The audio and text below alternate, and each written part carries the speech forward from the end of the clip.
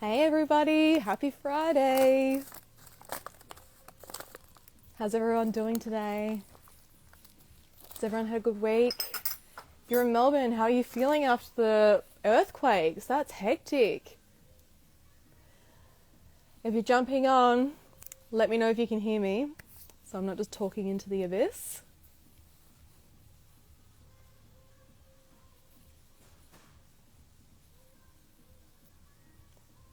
All right, we go.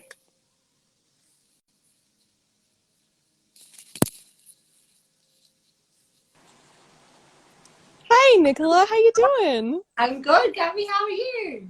I'm great, thank I'll move you. back a bit too, so it's not just my face taking I up know, I my. was just like, oh God. Well, that was awkward. Sorry, everybody. Hello, we're here.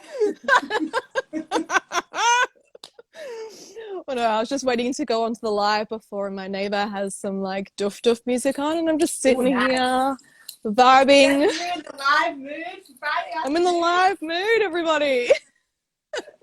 Hello, Lalana Hi, Wolf Vintage. Hey, how's it guys. Turn my going? volume up a bit so I can hear the doof doof music too. Oh, there you go. Doof Okay. doof doof. All right, we've got a good crowd in so far. So why don't we get started? Yeah, Um, Excellent. Why don't we start with just you telling us a bit about who you are? What is Zaza Vintage and how long you've been selling? cool.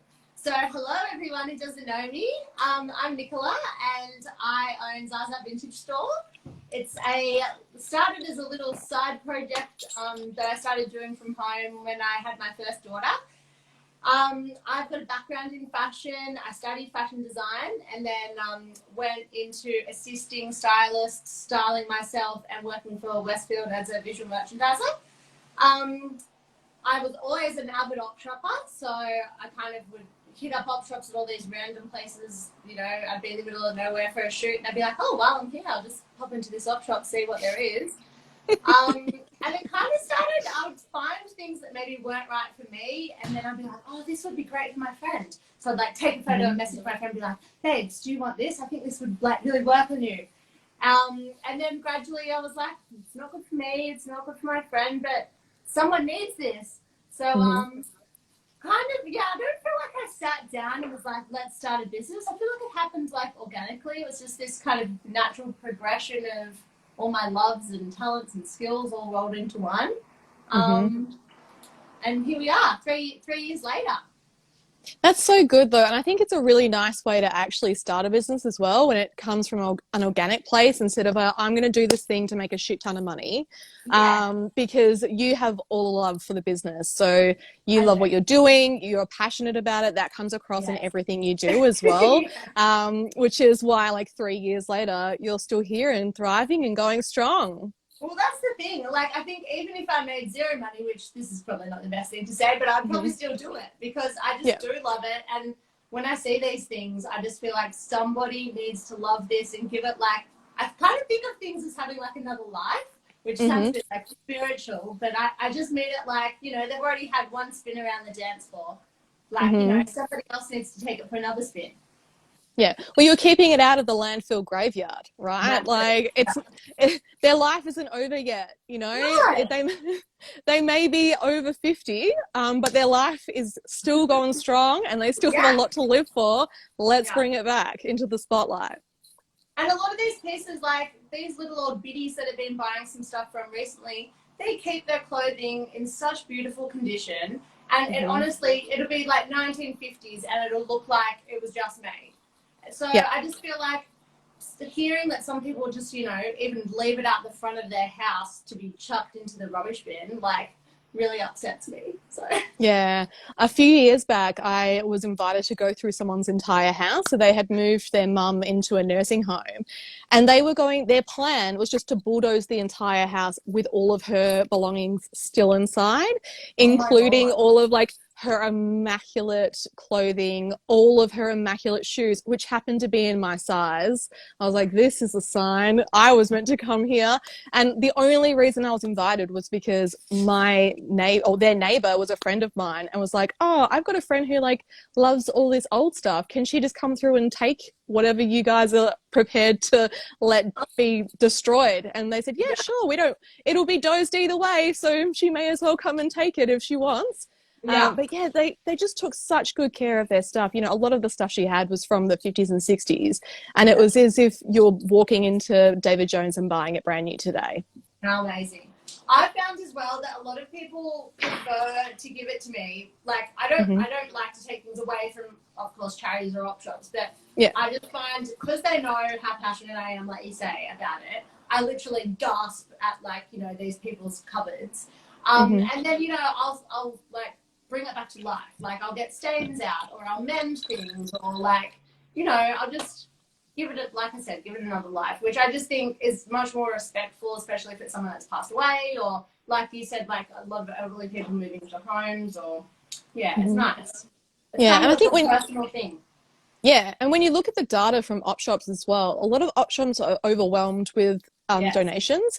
And, you know, if only 20% of the things donated are ending up in op shops while the rest is being shipped off to the global south, like that's a huge portion of clothing that's effectively ending up in landfill in someone else's backyard so that we don't have to deal with it. So I think a lot of people would rather go to someone small like you who they know are going to then find it a new home rather than it being cast away. Yeah, totally. Yeah. All right. I've been doing that more and more in lockdown, actually, because obviously all the op shops have been closed as well, so I've had to get a bit more creative with my sourcing. But it's been fun. I've been meeting a lot of new people, and it's been opening up a new world. Yeah, I've been watching a lot of the East Coast sellers that are sourcing through lockdown and how they're getting bits and pieces and collecting from the verge from people's houses and stuff like that. And it's so great that the businesses on the East Coast like you and everyone else have been able to pivot to sourcing outside of op shops as well. I think it's really important to have other means of sourcing goods than just op shopping. Even just doing an odd little drive-by around your neighborhood, because I think a lot of people are just home and tidying and they just want it out of their house, so they're just putting it on their front lawns.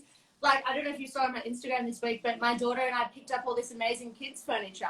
I went to pick up something else from Marketplace and then pulled up out the front, and she had like all this stuff out the front. So we went through all the stuff out the front as well and came home with some amazing goodies. So good. I just picked up 2 ridiculously good mid-century armchairs from the Verge this week. So I just love it. I love giving everything a new life, even if they were in great condition. They just needed a bit of a vacuum and a upholstery clean. So I'm like, well, laziness too, which is sad, but. Yeah, I think it's also a lot of people don't value their stuff in the same way as others. So, you know, some people may value Kmart or Target stuff more than I do, for instance, where they think that what I get might be trash because if it's from the op shop, it like might smell gross or it might be dirty or whatever. That's not true. But, you know, like there's still that preconceived notion that dirty or old is bad. That is changing a lot. I've noticed a big change in the last couple of years, which is great. But yeah, it is still there for a lot of people, especially in, you know, like around my parents' age and over in that kind of baby boomer range where they're just like, oh, this old stuff, like, why would anyone want this? Like, this is garbage. Oh, we'll take it. We'll take it all. Yeah, I'll take it, please, and thank you. Yeah. So obviously you've been. Did I answer the question? I forgot what the question was. Well, we were just doing an intro, and then it into this. This is what I love. This is the vibe that I want to go for the Q&As. It should be just like easy chats with friends. This is going to be really good for everyone, I think, while they're stuck in lockdown or just having like heading into their weekend. Sets them off in a good vibe. Yeah. Yeah. That's why I started doing the lives in lockdown. I was just like, I was bored and I missed human interaction. So I was like, I'm going to start doing some lives. And then I just got some great feedback from it. And then so I kept doing it. Amazing. So you've only been doing live since the New South Wales lockdown? Yeah. So only a few months. Only a few months that we've been in lockdown. Sorry, I shouldn't laugh. Yeah. um, But I was but yeah, always doing the other stuff, the stories in the grid, but lives is new. yeah, but you're so natural in lives that I thought you'd just been doing it forever. You're No, like, I don't know. I never pictured myself as just talking to a bunch of people that didn't necessarily ask me anything. But it's been really good. Yeah, yeah. Well, so you just said that you sell on the feed and stories as well. So for those that don't know, do you want to just give us a quick rundown Yes. of like what virtual selling is Yeah. and how you sell on Instagram, like the different Yeah. ways that you can sell? Yeah. So of course there's lots of different ways and lots of different sites, but I've chosen to focus mainly on Instagram. For me, I just feel like everyone is pretty much on Instagram, and Mm-hmm. I like the different ways that you can sell on Instagram. So, like we were just saying, feed or stories or grid, or I just feel like, and I like that you can kind of add music to it or just give a bit of your Mm-hmm. personality as well. Yeah. Yeah, that's it. And do you find one particular easier than the other? Like if you were branching out into online selling for the first time, what would Yes. you probably do? I think a lot of people start with grid because they Mm-hmm. don't necessarily feel comfortable talking on video yet. But that's what I did, and that kind of gradually came as a evolving thing. Grid's great for all the nitty gritty information like measurements and like lots Mm-hmm. of and stuff that you might miss as you're talking about it. Like I tend to get a bit like scatterbrained as I'm talking and forget to mention the brand or the price or what it Mm-hmm. was made out of, and then people can obviously ask you in the questions as well. Um, I find Grid's great for that. Then I find stories are great for like things that might not need a lot of explanation. So like Mm-hmm. jewelry and accessories I found really great for stories, or if something's on sale, because stories only last 24 hours, so it kind of makes that urgency of like, quick, this is going to be gone in a second.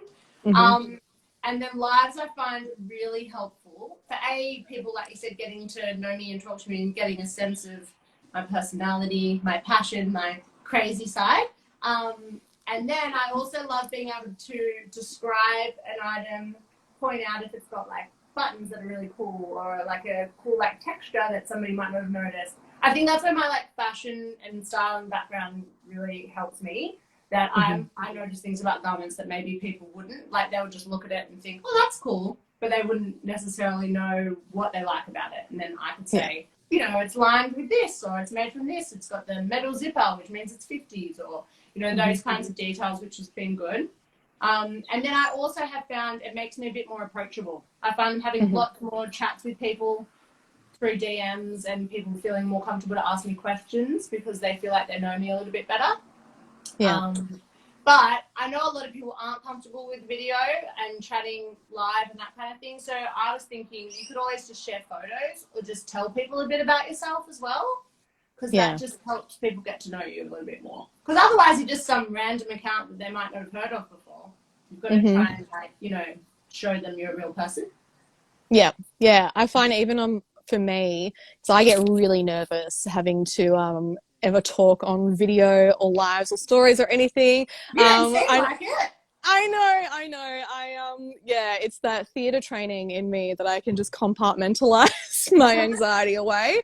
Um, but yeah, I find, when I post up photos of myself on my feed, that I get like 3 times more engagement than I would on just a picture of my stuff. And it's because people really like to associate a brand with a face. Yes. And then that brings in more people as well. So I think lives is a great way to do that because you're the face behind the brand and you're connecting with them in real time beyond just a photo on the feed.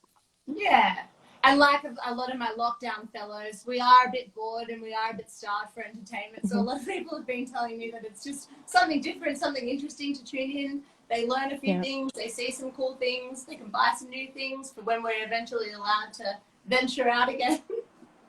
When you go for those picnics, the fully vaxxed picnics, though, it's True. like perfect opportunity to bring We'll out all all just of be your beautiful immaculately pre-loved dressed. goods. Yeah. Yeah. When we were in lockdown here, I would go to the shops just fully dressed up because I was like, well, why not? I'm just going to go do my grocery shopping and I'll wear this beautiful maxi dress because I can. Yeah. I can't say I've just been pretty much bumming it around, but Hmm. that's was another thing that I loved about the lives. It made me like do my hair and put some makeup on Hmm. and put something, you know, vintage and fun on. Yeah. Which, by the way, your outfit is amazing as Oh, thank well. The you. colors in that are so This is my like beautiful. new tiki kind of range that's coming soon. Actually, I'm just waiting for it to get a bit warmer everywhere else. Oh my God, love it. It's so good. Is that 60s or 70s? Yeah, it's 60s, and it's all from one Yeah. lady as well. But I tried to do some research actually because she's got a whole bunch of all of this handmade in Fiji, in Suva, in Fiji stuff. Mm. I'm like, did she have something to do with this business? Because there was just so much of it.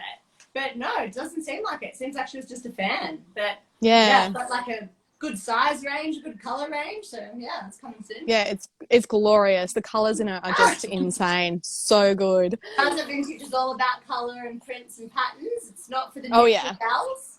No, no. I mean, you can get some neutral stuff, but not a lot. Not in the 60s and 70s at least. No. No.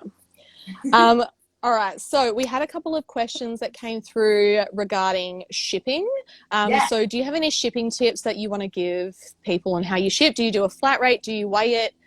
Do you do parcels? Do you like satchels? Do you do boxes? Like, how do you ship things? So I ship in eco mailers because I just think Hmm. we are trying to reduce the impact on the planet. So I don't use any plastic or I only use recyclable materials when I'm wrapping up my stuff, and I send them in Hmm. eco mailers. So I just print out. I found actually that Australia Post for me is the most reliable. I've tried a few different carriers and things have gone missing, and I just think Australia Post easily trackable. They've been pretty good for me. I haven't really had a problem with them. Even Yeah. going obviously like international as well, which I used to do a lot more of before COVID. Hmm. And then I just print my labels out and stick them. I'm like Oz Post Business, and so Hmm. the more packages you send, you'll get discounts as well. And I do just do flat rates unless I'm doing winter and it's heavier stuff. Yeah. So yeah, I just think it's easier. You can also just buy, if you don't want to do the eco route, you can buy like bulk satchels from Australia Post, which is also cheaper than if you just buy the Hmm. individual ones, which Yeah. I did when I first started out. So yeah, that's what I do. Excellent. And I wasn't sure if we had one of the questions that was not very, it was just a broad shipping tips thing. So I'm not sure if they were talking about specifically furniture or sorry, furniture. You can't ship furniture, courier, obviously, but homewares and clothing. So obviously, Nicola's giving you a bit of a rundown on the clothing. I'm just going to give Yeah, you a little rundown on what I do for homewares because obviously yeah, breakables are a bit more dicey yeah. with That terrifies me. yeah, yeah, it terrifies me too. And I've been doing it for years and years, and I still get panicky that it's going to arrive at someone's house and be broken. Luckily, I have had minimal issues so far, so that's great. There's actually a really good video that Storytellers Workshop in South Australia did on their Instagram where they showed how they actually package their breakables, which is fantastic. I'll see if I can find it later and I'll share it to the stories. But basically, I actually go around to local businesses and I ask them for their old boxes and their old bubble wrap. And most of the Right. time, they're happy to give it to me because they would rather it not go into the bin. So I try to reuse as much as I can so that it's giving it at least one more life before it ends up in landfill. And I use eco packaging for everything else. I wrap everything to within an inch of its life and then always ship it in cardboard boxes because satchels is just too dicey for breakables. Yeah, there's not So enough you can't do a protection. flat rate. Do you weigh yours as you go and tell them postage costs? See, I'm at the point now with the Picker concept that I can do flat rate. So I just do a $10 flat rate and I absorb the cost of the excess shipping Me because too. yeah, it costs extra. It costs more than what I charge. Um, and yeah, I wear that cost because I found that having to try and individually work out the shipping for everyone's orders to put it up on the website was just going to be too difficult. And also, if it's too expensive to ship, there is that barrier for people to buy it. They don't want to buy it. There was Yeah, oh I just have been getting questions I haven't been reading. Sorry. Yeah, no, that's okay. We're going to go to the questions at the end. Okay. I've picked a couple, so that's great.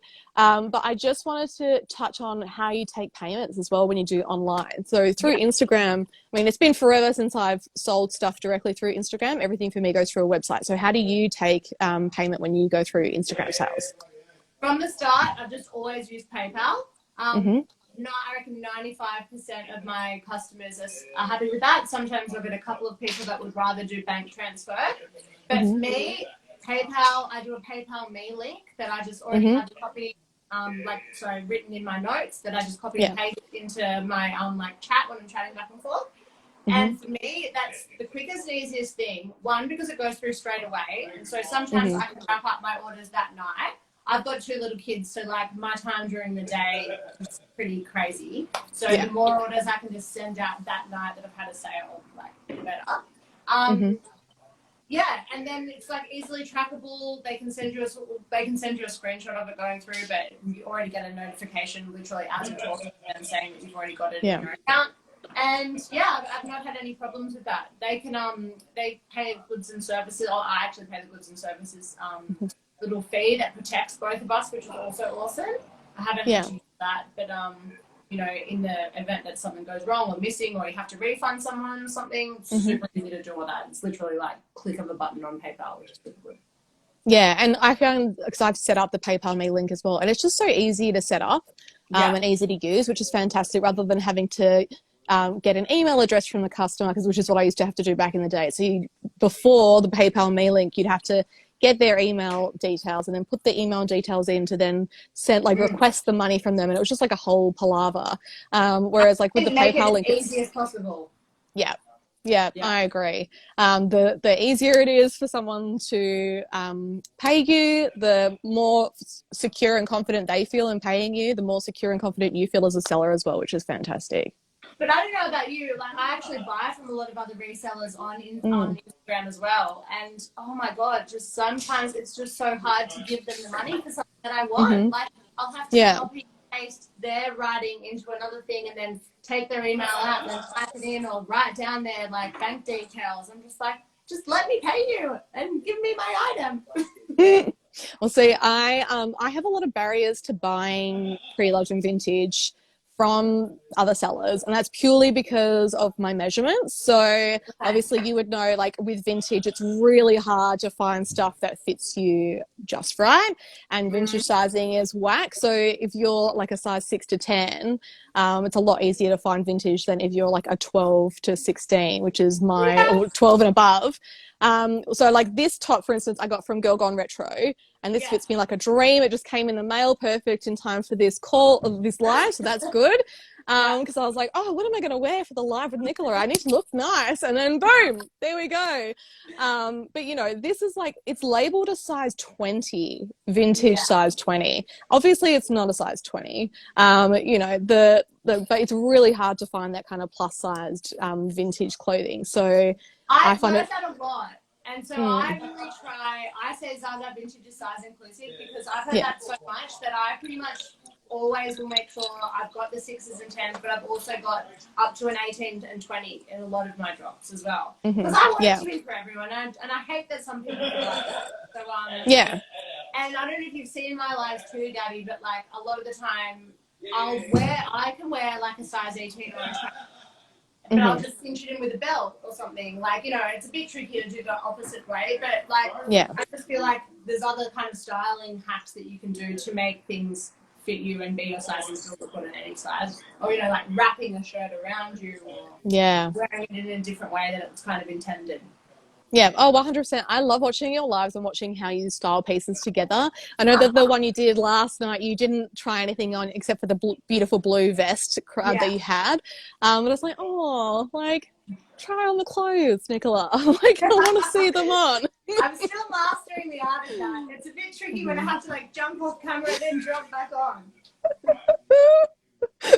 I'll get there. We'll get there. All right. So shall we answer some questions that we've had come in? So we've had the Savvy Collector on Etsy ask, don't you find the algorithms block a lot of sales on Insta? So what do you think, Nicola? You sell on Insta primarily. everybody gives Instagram a lot of shit about the algorithm. I will say Mm-hmm. I used to sell on Etsy as well when I first started. I just find you need to pick a platform and just devote all your energy to that platform, whatever platform you choose. I found that Mm-hmm. Etsy stopped showing people my listings because I was selling a lot on Etsy, and then all of a sudden it kind of just went downhill. So I'm not sure. Mm-hmm. But I just find with Instagram, you do have to post a little bit, but you just try and make it a bit more organic rather than Mm-hmm. stressful. You just got to kind of have fun with it. Oh, and my phone's doing weird things, sorry.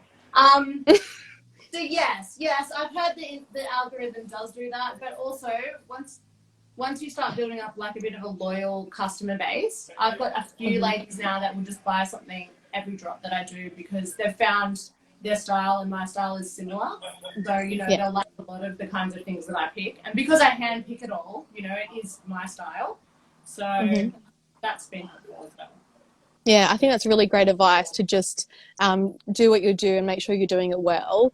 And then the customers that you want will find you and they'll stay Yeah. with you. But yeah, I do I mean, Instagram does get a bit pissy every now and then.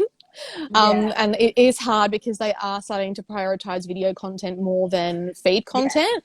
Yeah. So for you, because you do lives and stories and you're quite active in video And content reels. and reels, you're across it, so that's great. Whereas if you're only doing feed, or if you're only posting to stories, or if you're not actually utilizing any of the other ways that they want you to be posting, then yeah, it's not going to get prioritized in the Instagram algorithm. I think then what you do is you also think about who your customer is, and Mm-hmm. I'm not saying I have like heaps of followers, I don't, but I've Mm-hmm. just got engaged loyal followers. Yeah. So you think about who your customer would be, and then you even like follow the people that go to your local coffee shop who you think would like your Mm-hmm. thing, or Yeah. even think outside the box and like just think about what your customer likes doing. That's how I Mm-hmm. think I found people that would be into things. Yeah. Like, Yeah. yeah. And as someone who does social media, I just want to say to everyone that, it doesn't matter if you have 40,000 followers and you only have 0.6% engagement, like that is not going to help you. You may as well not have that many people, right? Whereas if you have 4,000 followers and your engagement is at 4, 5, 6%, you've already got more people actually looking at your content than the person with 40,000 followers who's only getting 0.6%. So don't worry if you're still small on Instagram, like that's not an issue. Just make sure that the people you have are engaged with your content, because that's where. Oh, there we go. Sorry, guys. Yeah. That's where you're going to be getting the sales. Yeah. And also, if something's not working, maybe change it up. That's also why I started doing lives. Like, I just thought, oh, my sales are a little bit low. Maybe people don't have as much money during lockdown, that kind of thing. Why don't I try this? See how it goes. Yeah. Why don't I try this? Just, yeah. It's hard to not, like, I've got the luxury that, it's kind of like my side business. So it's not my only income. But, I do put my heart and soul into it like it's my full-time job. But, Yeah. I also do it whilst parenting, so. Which is a full-time job in and of itself. Yeah. So you have a full-time job, and this is the side hustle to your full-time job, basically. I call it my passion project. Yeah, I love that. All right. One of the other questions was, what about business insurance? Do you need it for an online business? And if so, who do you both use? So, so I have business insurance. I can't remember who it's through. I think it was Amy, but I'm not 100%. I'll need to check because I just paid ages ago. And that's because I have a studio space that I also have people come through. So they book appointments to come through. And obviously I need that public liability. But I will say that if you're shipping items, so if you ship through Ozpost, they have insurance covered in that as well. Yeah. So I think it's for under $100 is that right, Nicola? I think it is, and then you can also pay for extra, which I just sent something over to Russia that was a bit expensive recently. So I did pay the extra money just to make sure it was going to be covered if something happened. Yeah. Yeah.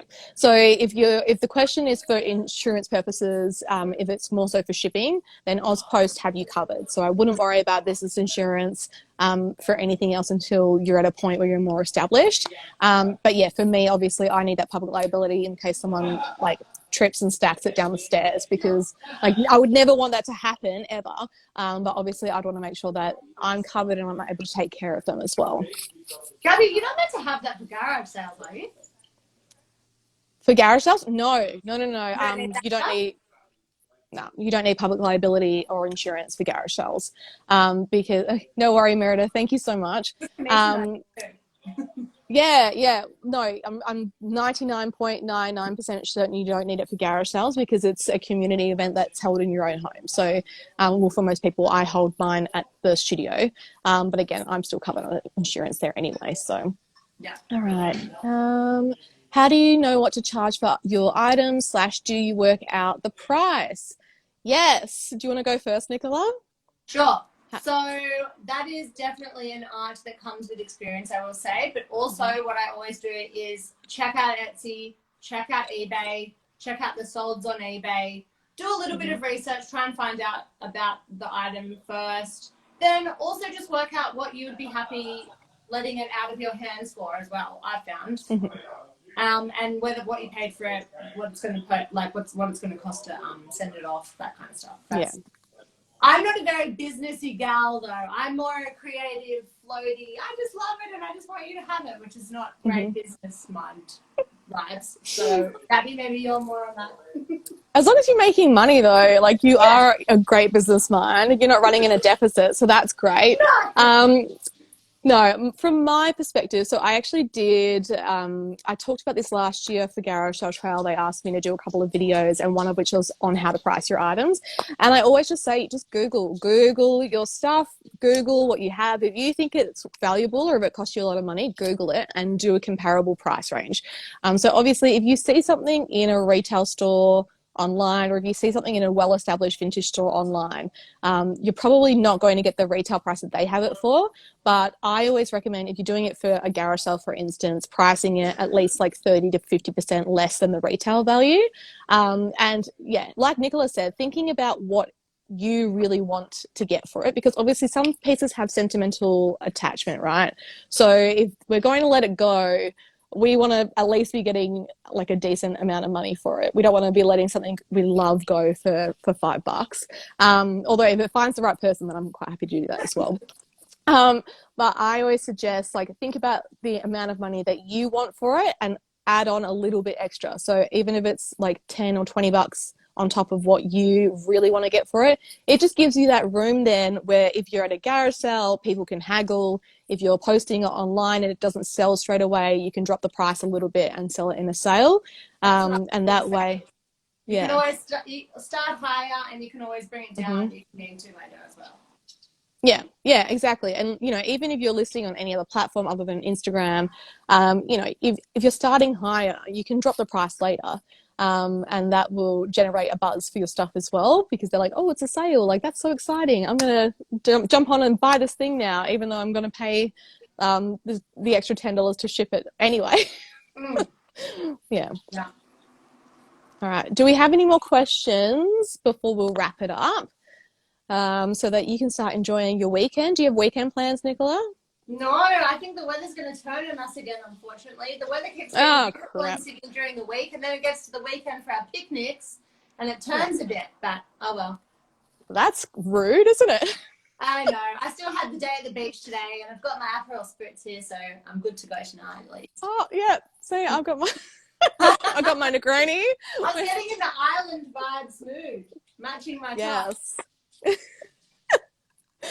All right, before we jump off, if there's no other questions, what's selling well at the moment for you, do you find? As we're trans-seasonal at the moment, so it's a bit tricky, hey?